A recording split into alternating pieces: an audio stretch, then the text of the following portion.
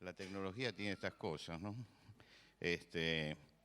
Y me alegro mucho de poder estar entre ustedes y tratar estos temas. Los temas no me alegran.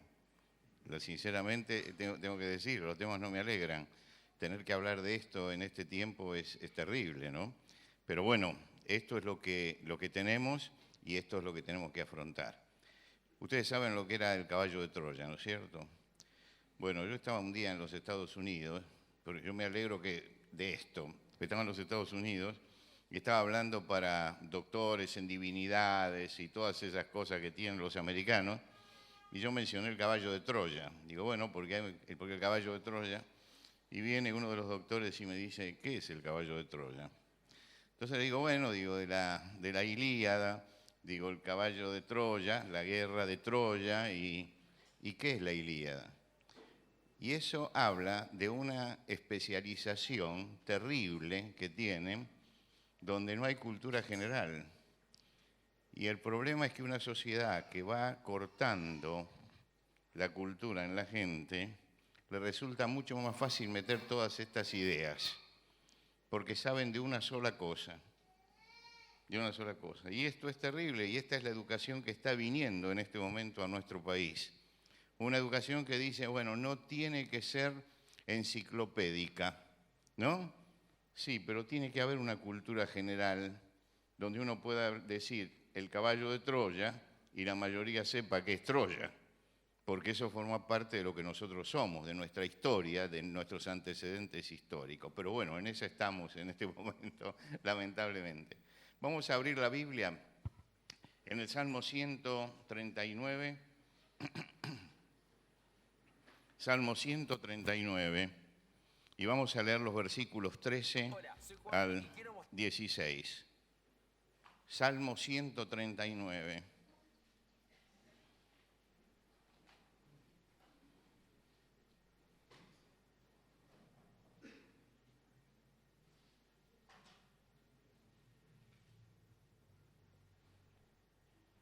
Si necesitan una ayuda, viene inmediatamente después del 138. ¿Sí? Dice el versículo 13, porque tú formaste mis entrañas, tú me hiciste en el vientre de mi madre. Te alabaré porque formidables, maravillosas son tus obras. Estoy maravillado y mi alma lo sabe muy bien. No fue encubierto de ti mi cuerpo, bien que en oculto fui formado y entretejido en lo más profundo de la tierra. Mi embrión vieron tus ojos, y en tu libro estaban escritas todas aquellas cosas que fueron luego formadas, sin faltar una de ellas. Y vamos al Salmo 22, retrocedemos hasta el Salmo 22.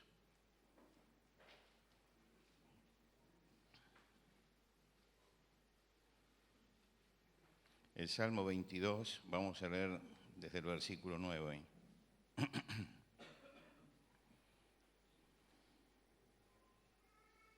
Dice el versículo 9, pero tú eres el que me sacó del vientre, el que me hizo estar confiado desde que estaba en los pechos de mi madre. Sobre ti fui echado desde antes de nacer. Desde el vientre de mi madre tú eres mi Dios. No te alejes de mí, porque la angustia está cerca, porque no hay quien ayude. Hasta aquí nada más en la lectura de la palabra de Dios. Como decía, hay temas que resultan incómodos. A mí me resulta incómodo el tema del aborto. Me resulta incómodo, pero que es necesario hacerlo y es necesario hablarlo porque tenemos que saber de qué estamos hablando cuando hablamos de esto. Vamos a hablar del aborto y no se puede eludir mirar lo que está pasando en el mundo.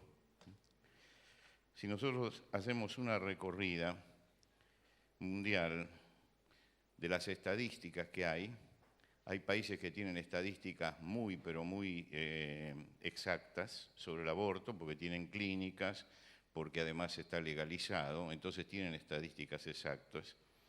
Por minuto, en este momento, se hacen 95 abortos en el mundo. Lo que significa que por hora se hacen 5.707, que por día se hacen 136.000 y que por año se hacen 50 millones. 50 millones de abortos. Estas cifras no son cifras lanzadas al azar. Estas cifras son las cifras que están manejando los gobiernos, que están manejando las instituciones, y fueron corroboradas varias veces porque a mí me extrañaba sobre todo la cifra final. ¿Y por qué me extrañaba la cifra final?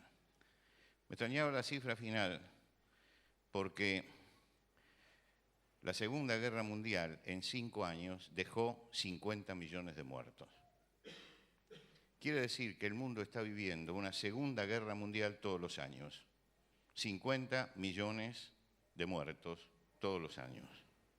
Ahora, cuando terminó la Segunda Guerra Mundial, aparecieron todos los organismos para que no volviera a suceder. De juicio para aquellos que habían sido los responsables.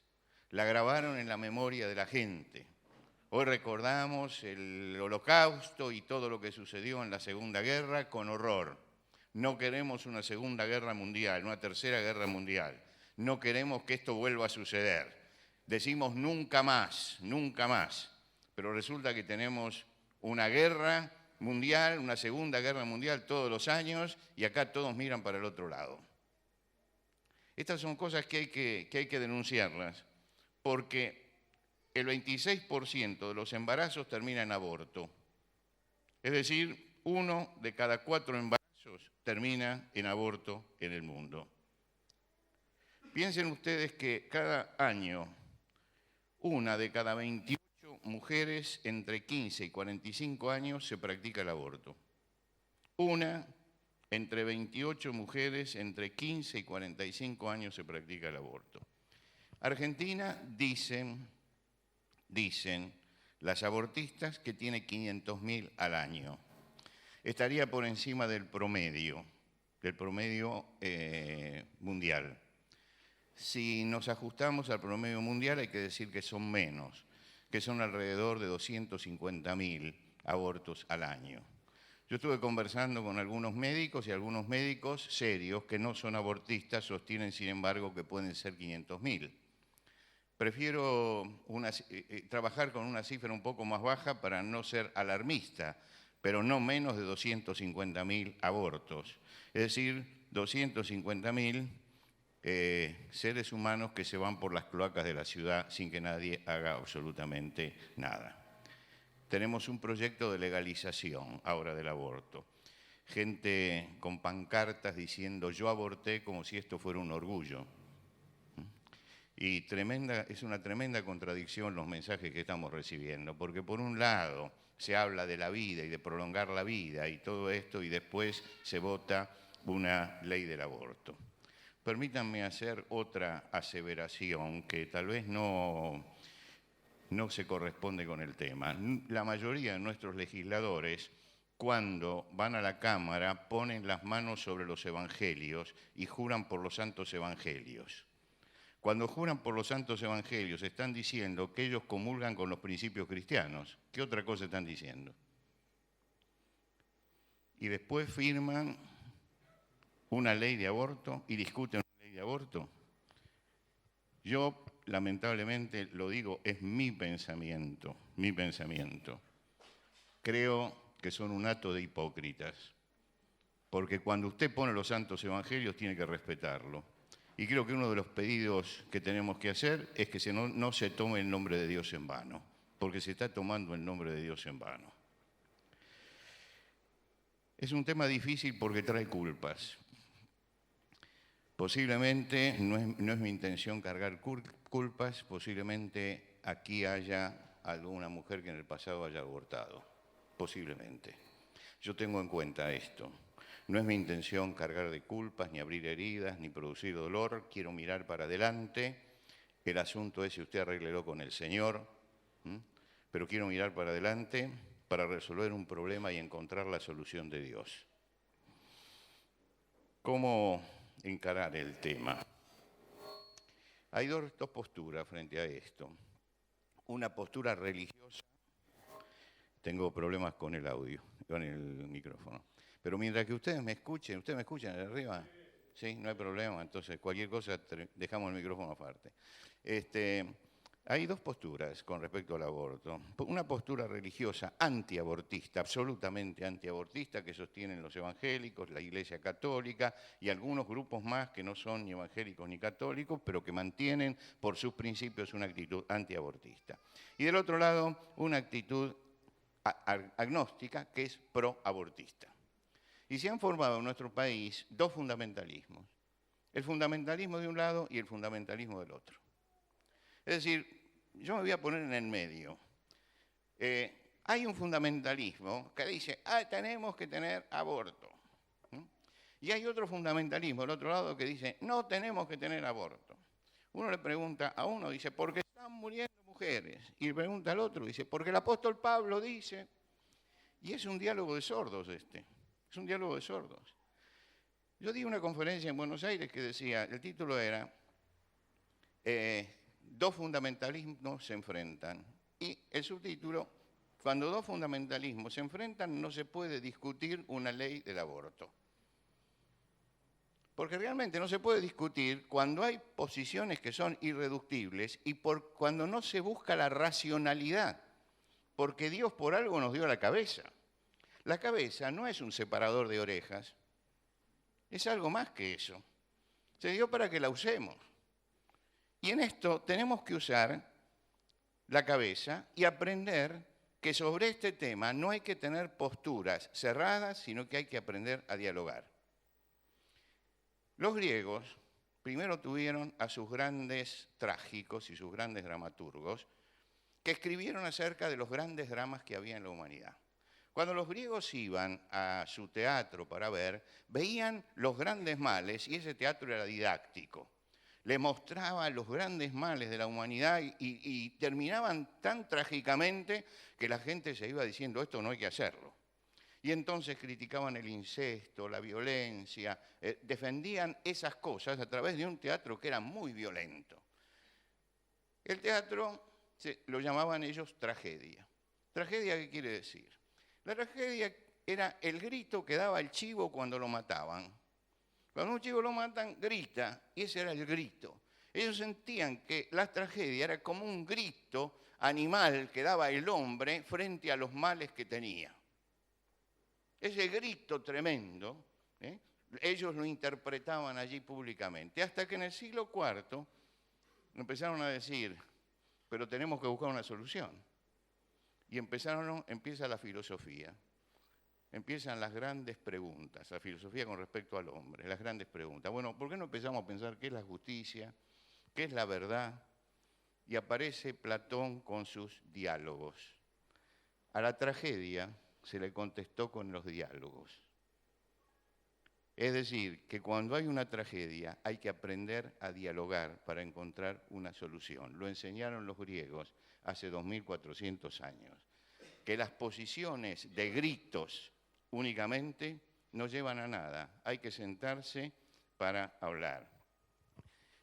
No hay lugar aquí en el diálogo para escuchar al otro y para darle al otro razones. Sin diálogo se vuelve a la jungla. En esta hora los diálogos son imprescindibles. Que hablemos serenamente de esto. Y no se puede hablar serenamente de esto. ¿Sobre qué base dialogar? Hay una postura religiosa que es muy clara sobre el aborto. Cuando nosotros sacamos esa postura religiosa y decimos, porque la Biblia dice, la contestación del otro lado es, eso sirve para usted, que cree, pero no para mí, que no creo. Y nos está diciendo que nuestro Dios es un Dios irracional, que nos hace creer ciertas cosas, pero que eso no se puede sostener racionalmente. Entonces se está transformando en la lucha de la religión y de la fe contra la razón. Acá está la razón, razonan sobre esto, y acá están los que no razonan, porque me sacan los versículos de San Pablo nada más. Ahora, yo creo en un Dios maravilloso que no solamente habla, sino que me dio la razón para que piense. En lo moral, el hombre suele desviarse. Y por eso la palabra de Dios nos manda y nos enseña cómo tenemos que conducirnos. Ahora, el Dios de la revelación es el Dios de la razón también. Me dio la razón para que yo tuviera conceptos racionales para defender también la verdad de Dios. Todo lo que Dios dice se puede defender diciendo, lo dijo Dios, y se puede defender también racionalmente, con ideas. Se puede defender. Yo me maravillo cuando se toman todos estos temas de la inmensa sabiduría de Dios que nos dijo, mira, el asunto es así, para que no te equivoques. Entonces cumplilo. Ahora, si después tenés un problema, lo podés razonar, porque yo no soy un Dios irracional, yo soy un Dios racional. Y te di la razón para que busques el argumento contra esto. Cuando yo di ese discurso, en ese desayuno, yo hablé acerca del aborto, les dije, señores, yo soy un hombre de fe, y todo el mundo sabe que soy pastor en la ciudad en que estoy. Pero no les voy a hablar desde la fe, les voy a hablar desde la razón. Y les voy a decir cuáles son las razones que yo tengo para no creer en el aborto también. Y por qué la fe que yo sostengo cuando digo que no a esto es una fe racional. Entonces, voy a hablar de la postura religiosa y voy a hablar también de los argumentos que hay para contrarrestar lo que dicen, porque tenemos argumentos. En la palabra de Dios, el respeto por la vida es un valor absoluto, no es relativo, es absoluto. Hablaba un día con obreros cristianos y hablé del valor de la verdad. Estaba tratando algunas de las grandes palabras de la ética y una de ellas, la verdad. Entonces hablé de la verdad y hablé de la verdad, la verdad, la verdad. Y un hermano me dijo, hablé de que había que vivir en la verdad y que había que hablar la verdad. Bueno, todo lo que nosotros sabemos y que yo no voy a volver a repetir hoy. Pero un hermano me hizo una pregunta muy interesante. Y me dice, escúcheme, el primer capítulo del libro de Éxodo, ¿cómo se aplica esto? Israel estaba en Egipto. Los israelitas estaban como esclavos en Egipto y comenzaron a multiplicarse. Los egipcios sintieron que eran una amenaza. Y entonces el faraón toma una decisión y llama a las parteras que trabajaban entre los hebreos y le dice, mira, vamos a hacer una cosa, ustedes cuando las mujeres están dando a luz y las ayudan en el parto, los egipcios tenían una forma muy interesante del parto. El parto lo hacían sentadas las mujeres, una silla que tenía un agujero debajo, por ahí sacaban al niño. Entonces parían sentadas en esas sillas, quedan todavía algunas de estas sillas en piedra, ¿no? La mujer se sentaba y hacía fuerza en esa silla y la partera estaba abajo recibiendo al niño. Y entonces el faraón le dice, bueno, si nace varón, lo matan. Si nace mujer, entonces la dejan vivir. Esto era muy sencillo, porque la partera, como era la primera que recibía, ¿no? En ese momento lo ahogaba y decía, acá está, nació muerto. Las parteras temieron a Dios. Y porque temieron a Dios, no hicieron esto. Y cuando lo llamó el faraón, ellas dijeron, bueno, lo que pasa es que son muy robustas y cuando nosotros llegamos ya nacieron los chicos. Ahora usted dice, estas mujeres mintieron. Porque por más que los exégetas quieran darle 20 vueltas a esto, está muy claro en el Evangelio que estas mujeres faltaron a la verdad, como decimos nosotros cuando no queremos decir mentira. Y dice al final, y este es el problema, y Dios hizo bien a las parteras. Y por haber las parteras temido a Dios, Él prosperó sus familias. ¿Qué me dice usted? ¿Sabe lo que quiere decir esto? Que la vida es para Dios un valor absoluto, no es un valor relativo. Si entra ahora, entra un loco acá con un revólver, fuera así, y me pregunta, ¿dónde está Rubén? Rubén Altare, porque vengo a matarlo. ¿Yo qué tengo que decirle? Según Kant, el filósofo, yo tengo que decirle, es él, y lo matan. Pero acá hay un valor que es mucho más grande, que es la vida de Rubén. Y entonces yo le digo, mire, no está, se fue. ¿Usted cree que Dios me va a cargar esa mentira? Yo salvé una vida. En los valores hay una escala también. Hay una escala. Eso es lo que no entendió Kant. Y por eso la moral kantiana ha fracasado. Porque es tan absoluta que no pone una escala de valores. Dentro de la escala de valores de Dios, la vida es lo supremo. La vida es lo supremo. La vida es lo que tiene que respetarse siempre, siempre. Y por eso, en toda la Biblia, la vida tiene una importancia capital, en todo sentido. Cuando el hebreo iba al tabernáculo o al templo, con su pecado, se mataba el cordero, entregaba la vida, porque la paga del pecado es muerte. Entregaba lo más grande, lo supremo. El Señor dio su vida por nosotros para darnos vida. El don de la vida es el don supremo que recibimos de Dios. Ahora, cuando hablamos de aborto no estamos hablando de la muerte accidental o la pérdida accidental de un embarazo. Estamos hablando de la remoción artificial, voluntaria, del embrión o del feto cuando todavía está vivo. Eso es el aborto. Lo expulsado del útero materno no podría vivir, tiene que vivir allí, y lo extraemos de ese lugar. El problema ético es este, y preste atención a esto porque acá es donde se centra la discusión. El problema ético es este, ¿se puede considerar un ser humano? ¿Es vida humana? ¿Cuáles son los requisitos para considerarlo persona? Esta es la pregunta. ¿Tiene alma? ¿No la tiene? ¿Cuándo comienza a tenerla si no la tiene? ¿Cómo se origina el alma? Estas son todas las preguntas que están alrededor de esto, que giran alrededor de esto. Entonces ya estamos racionalizando un poco el asunto para llegar al nudo de la cuestión.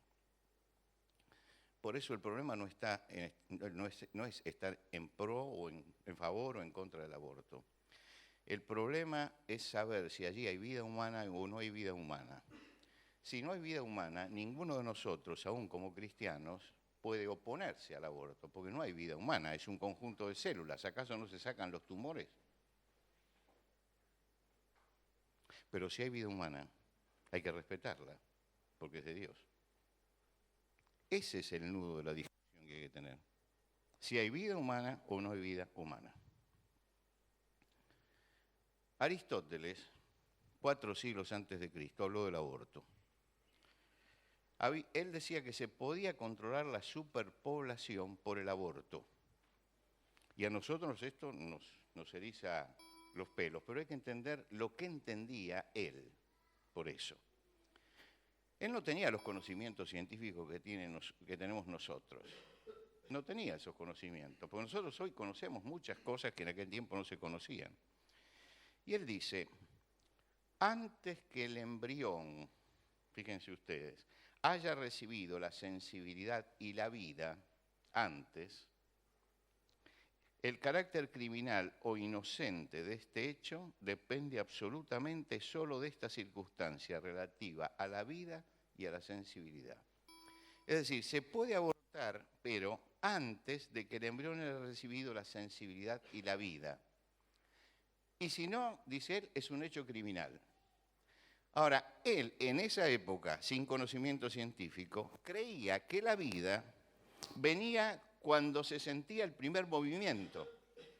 Entonces, si algo se movía, entonces vive, recibió la vida. Si la tocan, es un hecho criminal. Por eso, cuando uno lee ligeramente que él quería regular a la población por medio del aborto, parecería un proabortista. Pero cuando uno lee la letra chica de Aristóteles, no solamente el título, uno se da cuenta que él dice, la vida es intocable. Si hay sensibilidad y hay vida, es un acto criminal. Ahora, Aristóteles vivió 4 siglos antes de Jesucristo. No era cristiano, era un pagano. Era un pagano. Y no conocía el Antiguo Testamento, por lo menos no tenemos noticia de que lo conociera. Se guiaba únicamente por la recta razón, como decía él. Y en la recta razón se dice que la vida debe ser respetada. Lo dice un pagano. Lo dice un pagano. Que pensando simplemente dijo, el acto criminal comienza cuando hay vida. Consideraba que si se percibía movimiento, entonces vivía. Y el que lo tocaba era un criminal. ¿Cuándo comienza la persona? La ciencia no puede demostrarlo. Los teólogos han discutido siempre en qué momentos se implanta el alma. Las discusiones nunca llegan a buen puerto. Algunos teólogos dicen que el alma se hereda de los padres, que viene en el momento de la concepción. Otros dicen que es una implantación, como si Dios tuviera una colección de almas y la pusiera en ese momento. Pero cuando usted termina de leer todo lo que los teólogos han dicho acerca de la implantación del alma, se da cuenta que ninguno tiene la verdad, que en eso hay una zona donde Dios nos dejó a oscuras.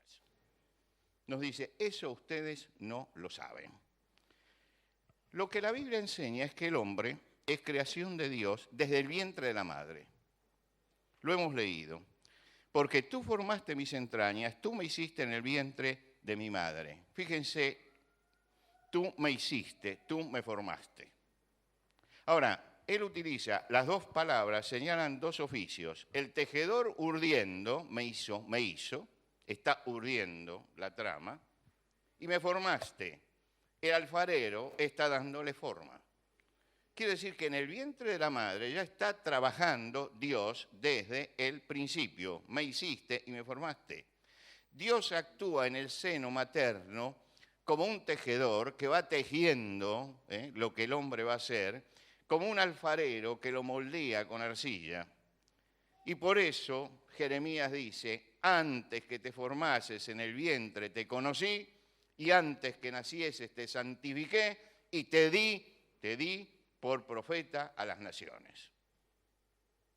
Quiere decir que cuando yo llego a la palabra de Dios y me olvido de los teólogos, digo, yo no discuto más dónde está el alma, porque desde el primer momento la palabra de Dios dice que Dios está urdiendo al hombre y que tiene un plano, un esquema, porque dice que termina sin que falte nada de lo que estaba planeado. Él empieza a hacer todo esto hasta que completa la obra. Por eso, David dice en el Salmo 22, desde el vientre de mi madre, tú eres mi Dios. Desde el vientre de mi madre, tú eres mi Dios. Desde el punto de vista del Evangelio, se considera al niño desde el momento, persona desde el momento de la concepción. Recuerden ustedes que Juan el Bautista saltó en el vientre de la madre lleno del Espíritu Santo. Quiere decir que acá no hay grandes discusiones teológicas. Esto está claro en la palabra de Dios. Por eso a los teólogos hay que leerlos, son interesantes, pero hay que pasarlos y tamizarlos por la Biblia siempre. Porque ellos no son la palabra de Dios. Ellos son los que estudian la palabra de Dios y gracias a Dios que los tenemos y todo lo demás, pero no siempre tienen toda la verdad. Y muchas veces se arriesgan a terrenos donde hay misterio, y los misterios de Dios son de Dios, no son nuestros. Y acá hay uno de ellos. Lo que sabemos es esto, que cuando dos células se unen hay un proyecto de vida humana. Hay un proyecto. Y este tal vez sea el argumento más contundente que tenemos con respecto a este. Ahora, ¿qué es lo que dicen los abortistas? Vamos a escuchar los argumentos del otro lado, a ver qué es lo que dicen. Los pro-aborto escriben 3 argumentos. Las feministas escriben 3 argumentos.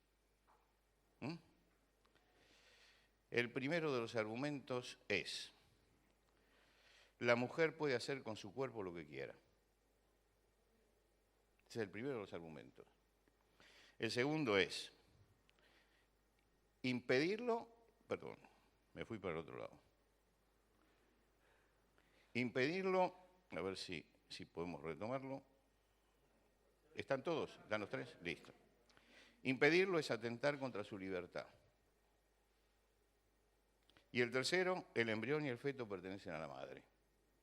Estos son los 3 argumentos que esgrimen para defender el aborto. No tienen más argumentos que esto. Después aparecen los argumentos sociales y todo lo demás. Pero los 3 argumentos básicos son estos. Y la discusión tiene que darse en esto. Quiere decir que tenemos la postura cristiana, por un lado, que hemos visto, la palabra de Dios dice esto, y lo que están pidiendo las abortistas. Por eso yo digo, no gritemos ni de un lado ni del otro, sentémonos y conversemos esto. A ver, ¿cuáles son los argumentos? Los argumentos son estos.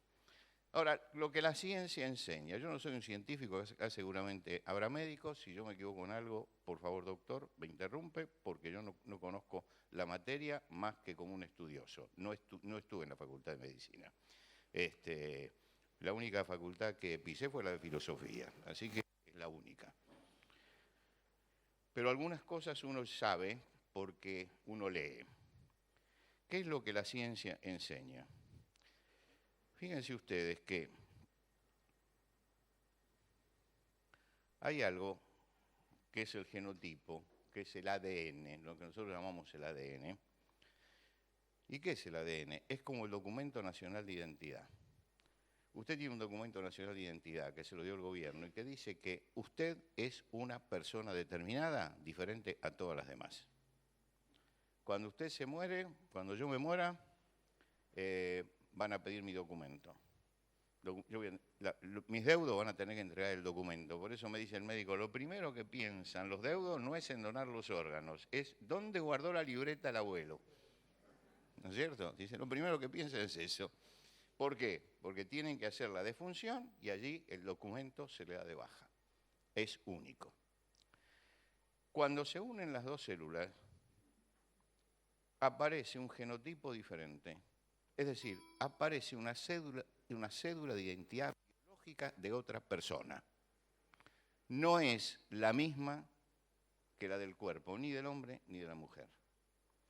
Así como cuando vamos al supermercado, hay un código de barras que cuando lo pasan,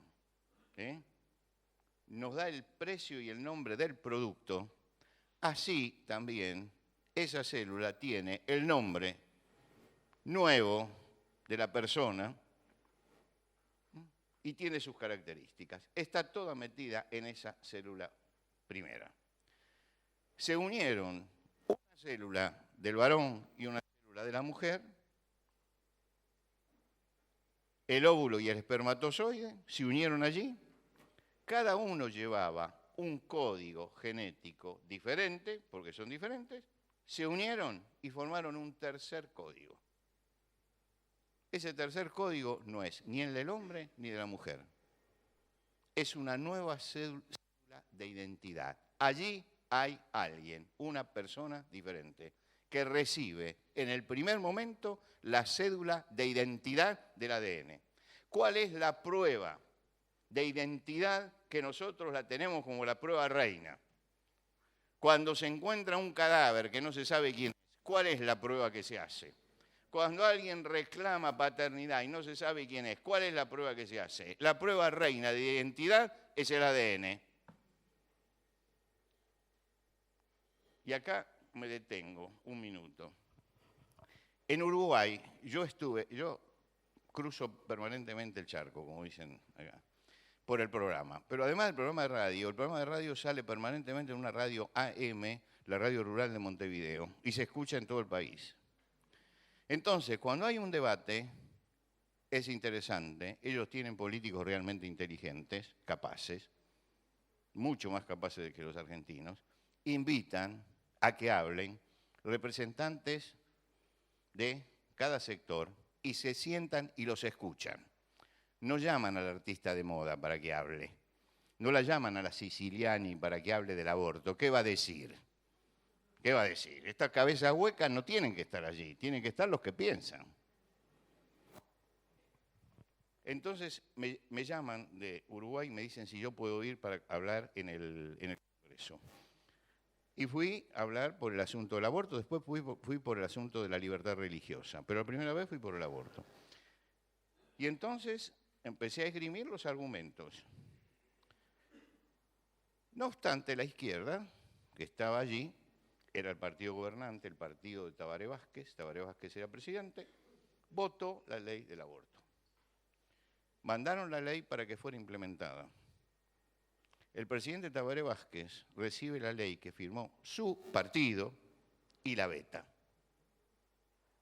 ¿Por qué la vetó? Porque Tabaré Vázquez es oncólogo. Es un médico que no abandona la carrera por estar en el gobierno. Y esto lo comprobé porque me llevaron a verlo eso. Él atiende su consultorio todas las mañanas y no abandona a ninguno de sus pacientes. Y a la tarde gobierna.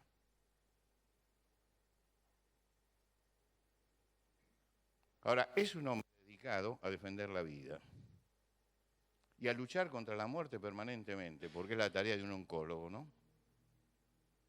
Y le presentan esto y lo veta.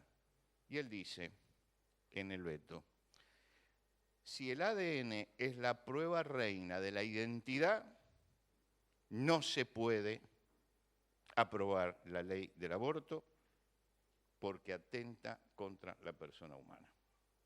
Yo ya, cuando supe que lo había vetado, pedí inmediatamente a Uruguay que me mandaran y tengo, si ustedes lo quieren, me dan un mail y les mando la copia del veto de él.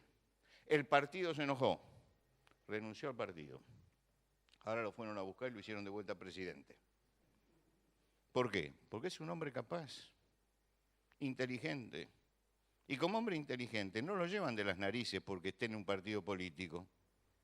No es Argentina, ¿eh? No es Argentina, donde eso sí sucede.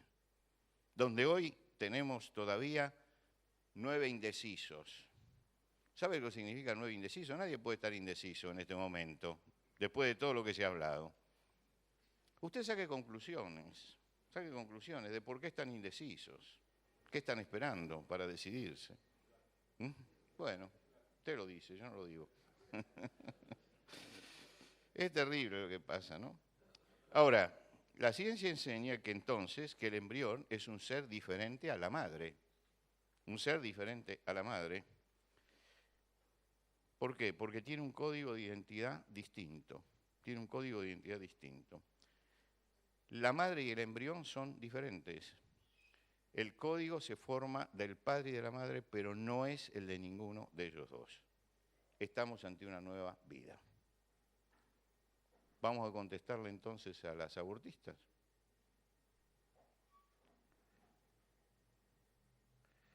La mujer puede hacer con su cuerpo lo que quiera. Es verdad. Puede hacer con su cuerpo lo que quiera. ¿Qué quiere? ¿Estirarse la cara? Estíresela. No hay problema, no hay problema. ¿Quiere ponerse esas 2 pelotas de golf que se ponen a los costados y desfigurarse? Desfigúrese tranquila, es un problema de su cuerpo. Nada más. ¿Quiere cortarse un dedo? Córteselo, es su cuerpo. Pero allí eso no es su cuerpo.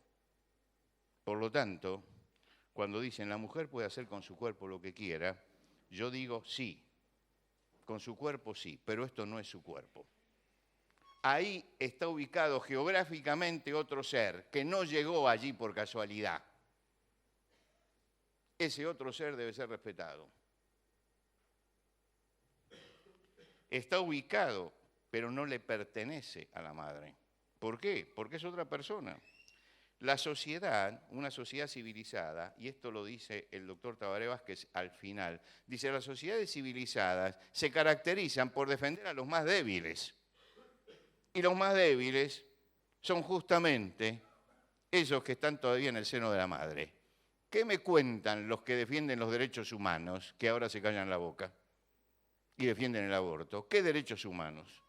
Estamos llenos de hipócritas. Es una hipocresía defender los derechos humanos y votar a su vez una ley de aborto, porque los derechos humanos del no nacido, del que no puede hablar, ¿no los defienden? ¿Qué hacemos con Greenpeace, que está defendiendo el aborto? Ellos defienden a la ballena azul porque la ballena azul... Esto funciona, ¿no? Sí. Por un rato funciona. ¿Qué hacemos con la defensa de la ballena azul para que no se extinga, la defensa del oso koala, y delante de ellos hay 50 millones de hombres que desaparecen y miran para otro lado? Hipócritas, hipócritas. Por supuesto, yo en mi ciudad hay un canal de televisión, yo voy y lo digo así como lo estoy diciendo acá, como lo estoy diciendo acá. Digo, que venga alguien acá a discutir esto. Digo, ¿es más importante la ballena azul que un ser humano? Es terrible, porque hoy se está manifestando, esto hace emerger toda la hipocresía que tiene nuestra sociedad, que se llena la boca hablando de los derechos humanos y vota una ley del aborto. Es indignante lo que está pasando. En segundo lugar, la segunda cosa que dicen es, impedirlo es atentar contra la libertad. El ser humano es libre de hacer lo que quiera, eso es verdad. La libertad, sin embargo, no es un valor absoluto, es un valor relativo. Porque yo salgo con el coche de mi casa y hay un señor atravesado en la calle y como a mí me molesta y no se mueve, yo lo atropello y lo mato. ¿Alguien justificaría eso? No. ¿Por qué? Pero yo digo, yo usé de mi libertad. Me estaba impidiendo eso. Es que la libertad también tiene un límite. No me da a mí derechos. Mi libertad termina donde empieza el derecho del otro. Y allí tenemos al otro, que está allí adentro, pero es otro. Que no le dimos nosotros documento de identidad, pero Dios ya se lo dio. Entonces ese otro debe ser respetado, debe ser respetado. Yo soy libre para hacer lo que quiera, pero no puedo matar a mi vecino. No puedo hacer eso, porque ahí me cae todo el peso de la ley. Mi libertad termina donde comienza la libertad del otro. Esto nos enseñan permanentemente en la escuela. Bueno, ahora hay que practicarlo. Hay que practicarlo. Ahí tenemos al otro. Y la tercera cosa que dicen es, el embrión y el feto pertenecen a la madre. Este argumento es el más interesante de todos, porque pretende darle a la mujer poder sobre el prójimo indefenso. Es una actitud que tenían los esclavistas. Los esclavistas decían, como somos más fuertes, podemos someter al más débil. Es la actitud que tenía Hitler. Como somos más fuertes, podemos poner una cámara de gas y podemos gasearlos. Es el darwinismo puro. La supervivencia del más apto. ¿No es cierto? Bueno, entonces la mujer dice, el embrión y el feto pertenecen a la madre. ¿No es cierto? No pertenecen a la madre y no puede hacer lo que quiera. No puede hacer lo que quiera, es el otro. Y la libertad, no se está cortando la libertad de la madre. ¿Por qué? Porque la libertad de la madre termina donde empieza la libertad del feto que está allí. El Marqués de Sade, de triste memoria, escribe, pertenece a las leyes de la naturaleza que el fuerte reprima al débil, ya que para portarse de esa forma no hace más que emplear los dones que le han sido concedidos. Y si hace uso de todos sus derechos para oprimir y despojar al débil, no hace sino las cosas más naturales del mundo. Terminó en un auspicio loco. ¿Por qué? Porque justamente esa es la desviación de la recta razón para irnos a cualquier lado. Y se fueron a cualquier lado. Conclusión, no se puede hablar de interrumpir el embarazo. No se puede hablar. Se está cegando una vida. Eso es lo primero. No podemos hablar de abortar el feto, ¿no? Porque fetus significa descendencia. Por lo tanto, es matar al hijo, que es distinto. Hay que cambiar el lenguaje. Y no se puede levantar una pancarta diciendo yo aborté. Hay que ser sincero. Hagan una pancarta que diga yo maté a mi hijo. Nos tenemos que sincerar. Llegué a la ciudad de Quito, estaban discutiendo la ley del aborto. Claro, son países más conservadores que nosotros, pero igual tiene lo que tienen. Entonces me encuentro con dos abortistas que estaban allí hablando, no se animaban a decirlo porque es muy difícil decirlo en un país conservador como ellos, de herencia española muy fuerte, sin la influencia de Francia que hemos tenido nosotros, que nos convirtió en un país distinto y más racional, ¿no? Entonces no se animaban a decirlo. Y yo dije, bueno, digo, vamos a hacer una cosa. Dice, pero usted seguramente no está de acuerdo con el aborto. No, le digo yo, estoy de acuerdo con el infanticidio. Entonces quedó y me dice, ¿sí está de acuerdo? Sí, sí, sí. Dígame, todos los argumentos que ustedes han puesto. El niño es una carga para la madre, es esto, es lo otro. No lo quiere tener porque le arruina la vida, porque perfecto. Vamos a suponer, digo, que la madre en un acto de piedad lo tuvo, pero después se dio cuenta que es una carga. ¿Por qué no lo va a matar? Si lo iba a matar 6, 7 meses antes, lo puede matar ahora también. ¿Por qué la línea esa de a las 14 semanas? Porque a las 15 semanas empieza a ser persona. Es irracional lo que se está diciendo. ¿Lo matamos o no lo matamos? Ahí está. Y si lo matamos ahí, lo podemos matar también después. Porque es una cuestión de tiempo nada más, ¿eh? Es una cuestión de tiempo. Estamos matando lo mismo. Bueno, la que dirigía el debate no sabía qué decir. Y yo dije, miren, digo, si ustedes aprueban el aborto, aprueben juntamente con eso el infanticidio, porque es exactamente lo mismo. Es la misma ley. Digo, ¿qué hay de diferencia entre una cosa y la otra? ¿6 meses? Es una cuestión de tiempo, nada más. Ah, no, pero el infanticidio lo vemos. Entonces, como lo vemos, nos horroriza. Esto no lo vemos. Entonces, como no lo vemos, no nos horroriza. Cuando nosotros leemos acerca de Esparta, los espartanos tenían un consejo de ancianos que controlaban los nacimientos. Cuando al chico le faltaba el peso debido, cualquier defecto, una contextura pequeña, lo tiraban del monte Taigeto abajo porque no lo dejaban vivir. Mi nietito más chico nació antes de los 6 meses y pesaba 1,2 kg. Se lo podía tener en la mano. Yo no lo pude ver hasta 45 días después de nacido. Terrible, terrible. La lucha para que viviera. Mi hijo iba todos los días y se paraba al lado de la incubadora y le hablaba y le decía, Simón, Dios está con vos, tenés que vivir. Terrible, por esa vida. Hoy lo llamo por teléfono y le digo, ¿qué tal, Simón? Tiene 7 años. Estuve mirando fotos tuyas, abuela, porque estoy en tu casa. Digo, sí, ya sé que estás en mi casa. Dice, qué fachero que estás, ¿eh? Bueno. En Esparta lo hubieran tirado del monte Taigeto. ¿Por qué? Porque nació débil. Entonces miramos Esparta y nos agarramos la cabeza. ¿Cómo pueden hacer eso? Nosotros somos peores. Lo vamos a hacer indiscriminadamente y nos sentimos civilizados porque no lo vemos y porque ellos lo veían. Los romanos ponían al niño desnudo debajo de un pilar. Si el padre no lo tomaba y lo reconocía, que era la forma de reconocimiento del romano, tenía que tomar la sábana y levantarlo y decía, es mi hijo, y entonces lo prohijaba en ese momento. Si el padre daba vuelta la cabeza, lo tiraban entre los niños expósitos, en el sitio de los niños expósitos. Se moría, lo tiraban para alimento de los animales, o podían las bestias comérselo, o alguno lo podía recoger y lo hacía esclavo. Esos eran los que mejor la pasaban.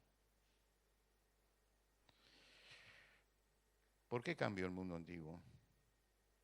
¿Por qué dejamos de hacer eso? ¿Por qué no pensamos nosotros como ellos? Porque el cristianismo cambió todo esto. Fueron los cristianos los que cambiaron esto. Y el mundo occidental se olvida de la tremenda deuda que tiene con los cristianos. Los primeros cristianos, Tertuliano de Cartago en su apología, defendía esto y decía: nosotros no vamos a ahogar a nuestros niños, ni los vamos a matar, porque son nuestros hijos. Y levantaron la voz los cristianos, y ese mundo se acabó. Y durante 20 siglos Occidente respetó la vida gracias a que Jesucristo salvó a los hombres. Y esa es una de las deudas que tiene. El mundo occidental tuvo su primer hospital gracias a los cristianos. Su primer leprosario lo hicieron los cristianos, porque nadie se ocupaba del leproso. La primera escuela de enfermería la hicieron los cristianos. La primera escuela de cirugía en el Monte Cassino la hicieron los cristianos. Empiecen a tomar nota, la sociedad nuestra, de la deuda que tienen con el cristianismo. Ahora nos quieren pasar por arriba. Nosotros somos los fundamentalistas.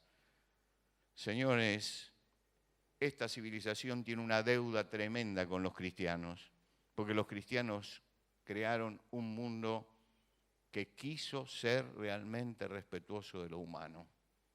Lamentablemente no lo fue, pero siempre contra la opinión de los cristianos.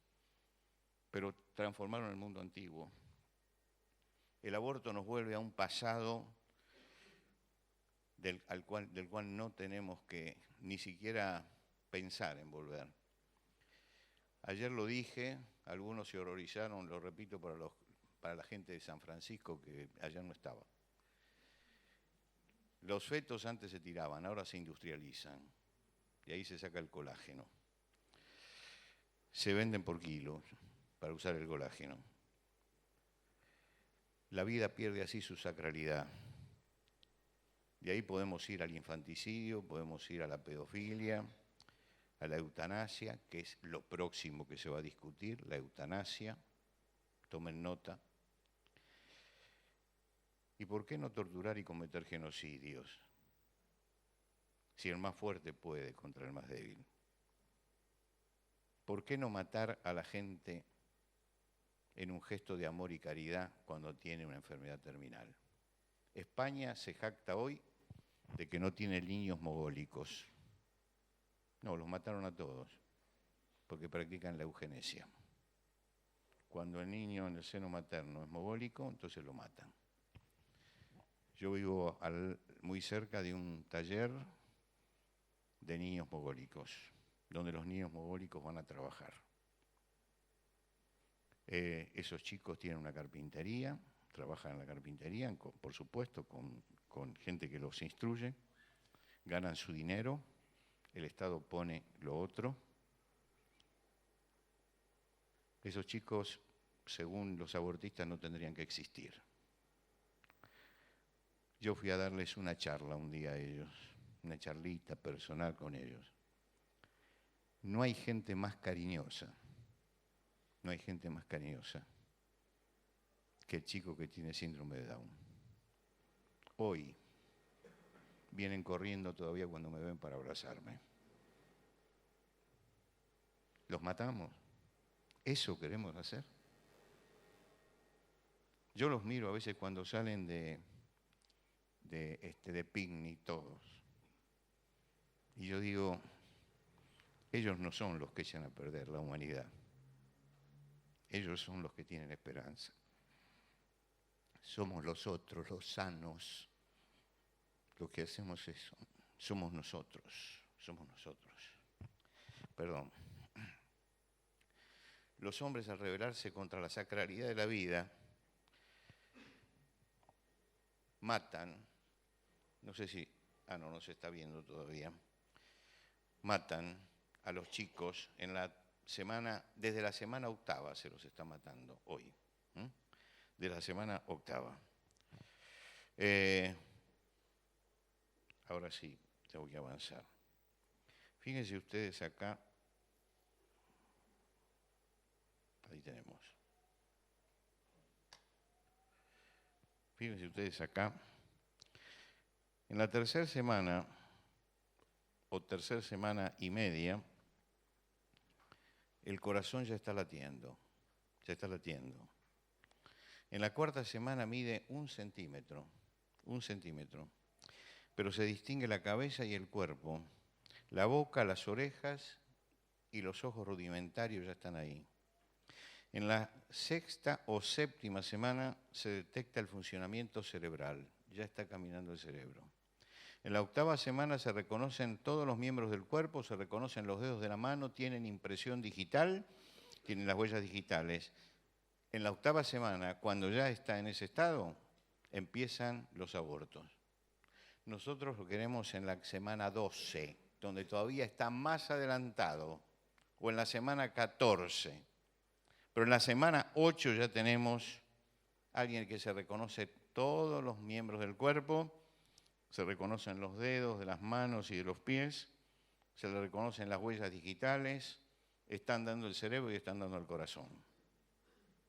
En ese momento es cuando se lo saca a pedazos o con una pastilla o con lo que sea. En ese momento. El humanismo tiene una tremenda contradicción. Se estremece por los 6 millones de judíos masacrados en los campos de concentración. Dice nunca más y hace organismo de los derechos humanos. Sobre 50 millones de abortos, nada. Los hombres se rebelan contra la sacralidad de la vida. Dios nos mandó la paternidad responsable. Todos tenemos que utilizar la responsabilidad y ahí discrepo totalmente con la Iglesia Católica. La ciencia nos permite tener métodos anticonceptivos no abortistas para que podamos tener los hijos que podemos tener. La libertad hay que ejercerla antes con eso, no después. Cuando hay ya un embrión en marcha, hay que pensar que Dios ya ha sido su veredicto y que por lo tanto eso tiene que ser respetado, porque herencia del Señor son los hijos y cosa de estima el fruto del vientre. Cada hijo es un desafío, es el desafío de criarlo, es el desafío de formarlo, de educarlo, pero también cada hijo es una bendición que Dios nos da. Hay paternidad responsable. No podemos tener todos los hijos que la fertilidad nos da. No podemos. ¿Por qué? Porque tendríamos 15, 16 hijos. Y hoy la vida no nos permite eso, no nos permite. Pero cuando hay un embarazo no deseado, Dios se expidió. Y hay que decir sí y hay que afrontarlo. En este momento no se quiere una ley del aborto para las mujeres pobres. Las mujeres pobres tienen sus hijos. Las mujeres los tienen. Y saben, para ellas es lo único que tienen, es el tesoro que tienen. ¿Saben para qué es esta ley del aborto? Para niñas de la clase media y de la clase alta que quieren vivir como se le antoja y entonces lo quieren usar como método anticonceptivo, contraconceptivo, ya, no anticonceptivo, contraconceptivo. Las que están defendiendo no son las mujeres de la villa, fíjense ustedes, son universitarias que viven en cualquier forma, que practican la sexualidad de cualquier manera y que toman la pastilla del día después y echan una bomba atómica a su cuerpo. Yo tengo un hijo que es veterinario y dice, esta pastilla es meterle una bomba atómica dentro. Dice, la podrán usar una vez al año, dice, pero la usan todas las semanas.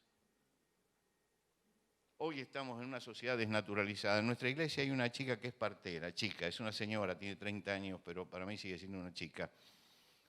Le preguntaba a ella, dice, más o menos, dice, en 30 años hice promedio 10 partos por día. Mire si vio nacer gente. Dice, llego al parto y lo primero que hago, yo pienso en la mamá. El hijo le va a preguntar cómo era el día que yo nací. Entonces yo empiezo a decirle, mirá, hay sol, hay sol. Mirá, la temperatura está así, llegaste así. Dice, le digo todo lo que tiene que recordar. Dice, cuando tu hijo te pregunte, va a pasar eso. Dice, hoy vienen las chicas a tener su bebé. Dice, lo primero que hace una partera es tomar al bebé y ponérselo en el pecho para que lo sienta allí. Dice, hoy se lo pongo en el pecho y lo rechazan. Se vinieron a sacar un tumor. Algunas lo dejan allí y se van. Una sociedad totalmente desnaturalizada. Esta señora sufre todos los días por esto. Sufre. Dice, no puede ser lo que está pasando. Dice, vienen 17, 18, 20 años, lo tienen allí y dice, no, por favor, no me lo ponga arriba. Lo rechazan del primer día. Dice, yo tengo al bebé y digo, ¿cuál es el destino que va a tener? ¿Cuál es el destino? Ya fue rechazado en el primer momento de su vida. ¿Para qué se busca el aborto entonces? Para que haya un método contraconceptivo, una solución a la paternidad irresponsable. Mis hermanos, este es el gran desafío que tenemos por delante. Y yo creo que tenemos que hablar, que tenemos que comprometernos, que no tenemos que tener miedo. Y quiero terminar ya porque el tiempo se fue más de la cuenta, disculpen. Y quiero terminar con un versículo bíblico que yo lo leo y me estremezco por lo que significa. Escuche en este versículo bíblico el clamor de 50 millones de voces que dicen, desde el vientre de mi madre, tú eres mi Dios. No te alejes de mí, porque la angustia está cerca, porque no hay quien ayude. Y cuando yo leo este versículo digo, Señor, ayúdame a hacer lo posible para ser la voz de lo que no tienen voz y para ser el que ayude. Puedo triunfar o fracasar, pero voy a cumplir con la misión de decir lo que se debe decir. Y los convoco a ustedes a que escuchen esta voz de estos chicos que están gritando, de quienes están diciendo, no hay quien nos ayude. Yo creo que los cristianos tenemos que ser la voz que los ayude. Que Dios los bendiga. Gracias.